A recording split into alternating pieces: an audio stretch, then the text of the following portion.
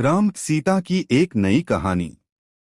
अयोध्या के शांत पवित्र प्रांगण में एक बार फिर वसंत उतर आया था। महल के आंगन में रातरानी की खुशबू फैली हुई थी और सरयू नदी के जल में चांद की परछाई झिलमिला रही थी। प्रभु राम अपने धनुष को एक ओर रखकर बस शांत बैठकर नदी को निहार रहे थे। उनके मन में सीता के लिए आदर, प्रेम और दया का वही अथाह सागर उमड़ रहा था जो हर पल बढ़ता ही जाता था। उधर सीता जी महल के भीतर तुलसी के पौधों को पानी दे रही थीं। उनके चेहरे पर वही सादगी भरी मुस्कान थी जो हर कष्ट को भी मधुर बना देती थी। राम ने दूर से उन्हें देखा और मन ही मन मुस्कुरा दिए, धरा स्वयं मेरे घर में चल रही है।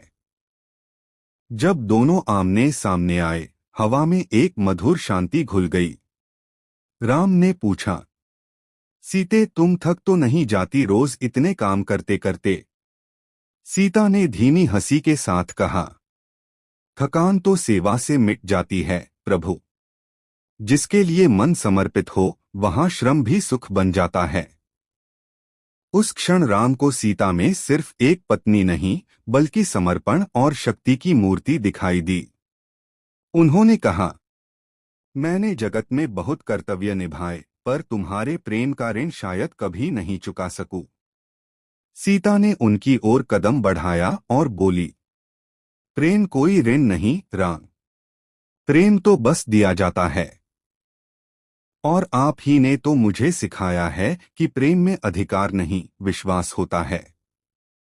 राम ने धीरे से उसका हाथ थाम लिया और सरयू नदी के किनारे चांदनी रात में दो आत्माएं फिर एक बार बिना शब्दों के एक दूसरे को समझ रही थीं। उनके साथ बैठी मंद हवा भी मानो सिया राममय सब जग जानी का जाप कर रही थी।